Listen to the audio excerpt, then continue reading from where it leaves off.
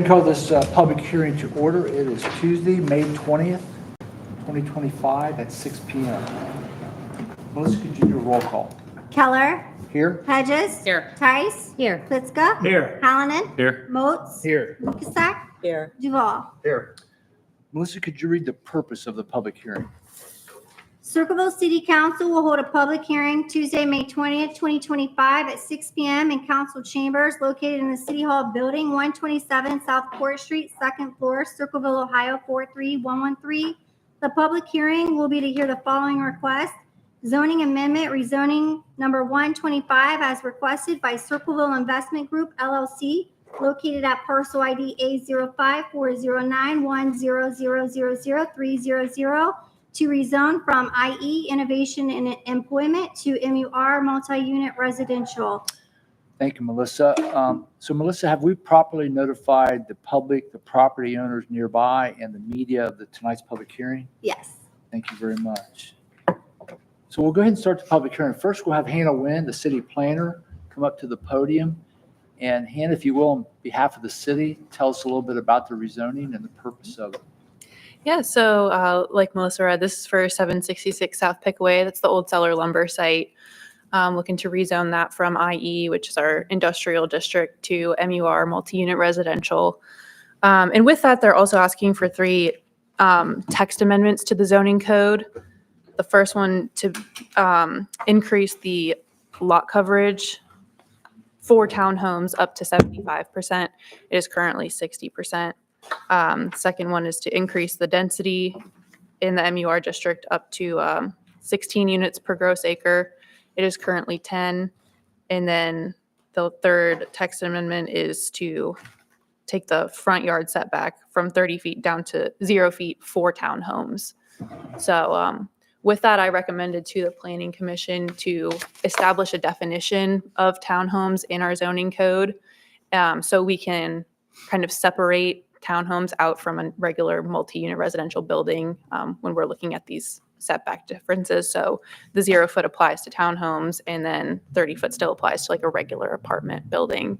Okay. So we'll do the amendments at 6:45 for the second hearing. This is all part of this application. Okay. I have a separate set of text amendments. Okay. So yes, this is all pertaining to the same application.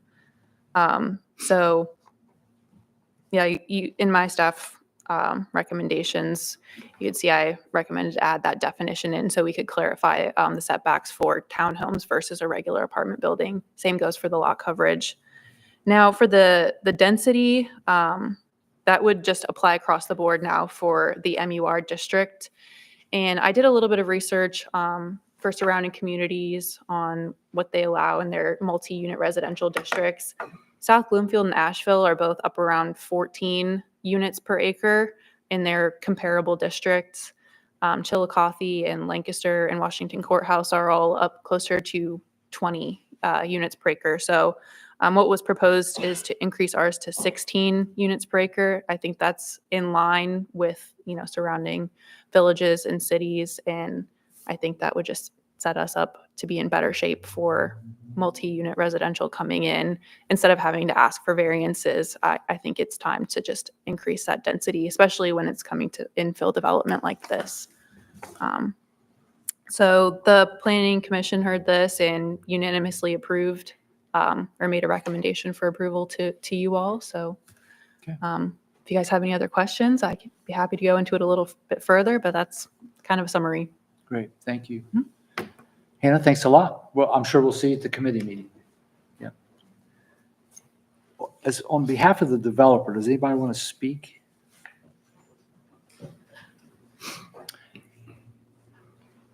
If you could raise your right hand, give us your name and your address. Yep. Craig Stevenson. I'm at 2869 North Court Street. Do you solemnly affirm that the testimony given before this council of the city of Circleville shall be the truth, the whole truth, and nothing but the truth? I do. Craig, welcome. Go right ahead. Thank you. Thanks for having us again. So Hannah's already done a great job kind of teeing things up, and I assume you've got some sort of a conceptual site plan in your packet, or maybe have seen that. So what we're proposing, again, I would stress that this is a conceptual site plan, so we're applying for rezoning to certain parameters, not necessarily this specific site plan, but the concept here would be to build for sale townhomes. These are most likely a for sale product. We feel like that's not something that's in the market currently. We're all pretty familiar with the demographics for Circleville and the products that are available. And there does seem to be a hole in the middle that this fits into real well. We feel like this is a good repurposing of this site that has been fallow and inactive since seller moved on. It tends to be kind of in a transitional zone between family housing towards the south and then what becomes the downtown. So we feel like it's a good fit for the area. Site plan that I have in front of you proposes, I think, 44 units. So that would be the order of magnitude that we're talking about. We have a builder developer that some of you have seen some product from that would be interested in building this. So there is, I guess, some credibility from that standpoint. I will point out don't run too far with the site plan where I've proposed a clubhouse and some things. There would be some amenities. I don't know if they would rise to that level just based on the number of units. But I'll just briefly speak to a couple homework items from the public hearing when we were in front of P&Z. There were some questions from residents and neighbors, and so they were actually a little more in my wheelhouse. So traffic considerations were brought up, right? These are several more units in an area where, it has just been a commercial retail type of setting. So we normally estimate, just kind of rule of thumb, trips per day from a typical single family home at about 10. For these 1 and 2 bedroom type of townhomes, probably like 2/3 of that. So that produces, let's say, 300 trips per day from a traffic standpoint. I just took a look at the latest traffic counts for the streets adjacent there. So Pickaway Street actually has almost 9,000 cars per day total. So 300 added to 9,000, not a significant increase. Washington Street's about 4,000, and Ohio Street 2,600 and some. So not if the perception was there was some substantial increase in traffic, it does not bear out that would be the case. And then just generally infrastructure, the question was asked, hey, are there utilities there to serve this? So I pulled the city's utility mapping that I've got access to. So there's public water main on 3 sides. There's already hydrants and fire protection in the area that would cover this well.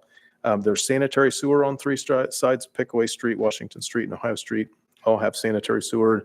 And Pickaway Street was improved not that many years ago. So drainage was kind of taken into and accounted for then. The net stormwater would end up being less runoff than there is now because it's all improved impervious hard surface there. Even with the change in the lot coverage, we're still going to end up with quite a bit of green space for the project. So I think those were the big items that I heard questions on. Thank you again. Thank you very much. Yep. Very appreciate it.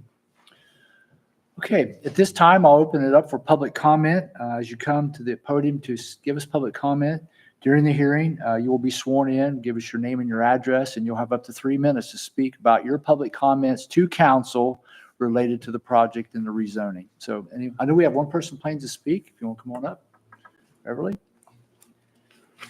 Mrs. Martin, if you would give us your name and your address. Okay, Beverly Martin, 568 Edgewood Drive in Circleville. And if you'd raise your right hand for the clerk, please. Do you solemnly affirm that the testimony given before this council of the city of Circleville shall be the truth and nothing but the truth? Yes, I do. Beverly, go right ahead. Okay. Well, Craig has just answered some of the questions that we had at the last meeting, so that helps some. But I'm here because David, my husband, and I own 3 properties within the rezoning request. We own like 139 East Ohio Street, 620 South Pickaway, and also 216 East Corwin. And we're not against the growth or the progress that the city has.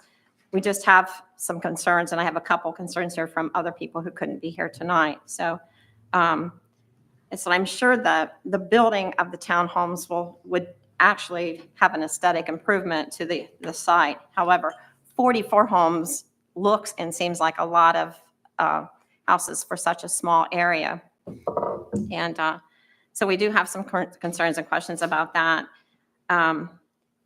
Also, you know, we just voted down, the community unfortunately just voted down the recent safety forces levy.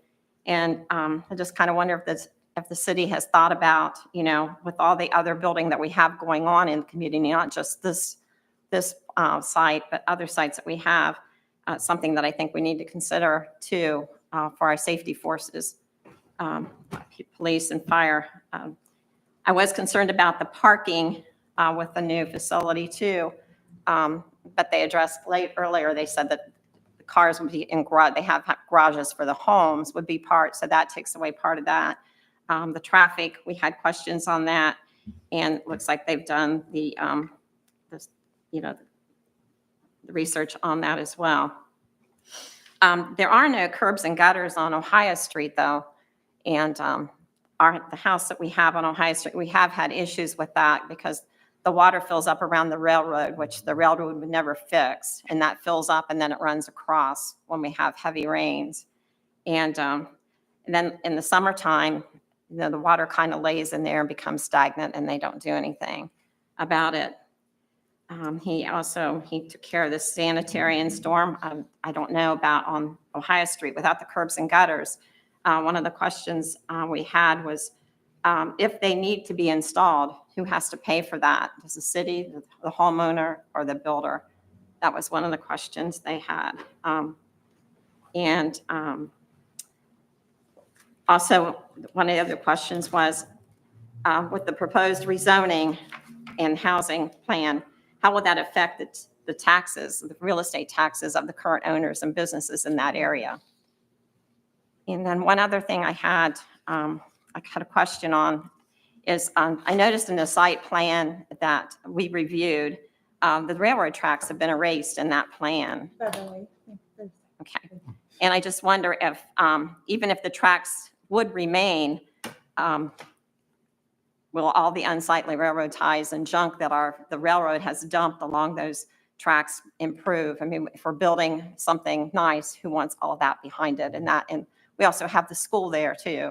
So, of course, we've tried to address the railroad issues before with no avail. So, but those are some of the concerns we have. And like I said, another person who has it too, who couldn't be here tonight. So, Beverly, what I would advise you is that some of the questions you have, don't hesitate to go to the city admin building here on East Franklin Street and okay, meet Hannah and Yeah. Jim, and they'll show you plans, Okay. designs, Yeah. anything that they know for sure. Yeah. Again, Craig has mentioned this is a concept plan for the right. property, but some of those things you're asking, I'm sure they'll be happy to answer Yeah. for you. But we noticed that the train tracks have been erased, and that was kind of a concern, not only, you know, for our property, but for there's a few other businesses in that area that still use that spur railroad track. So, And I know that there's been a lot of collective effort on trying to get the railroad properties cleaned up, and unfortunately, it still is a continued effort. okay. Thank Well, you thank very you much. for your time. Yep, thank you. Would anyone else like to speak at this public hearing? All right. So the next steps is the legislation that's required for this rezone will get sent to the judicial committee. And Hannah will work with Tom Klitschko, the chair, to set up a date and time of that committee. And then at that time, the committee will be reviewing the proposed rezoning. At that time in committee, there will be no public comment. It'll be heard within the committee, and that committee could make a recommendation forward to city council. Okay. Any other comments from the public for the public hearing?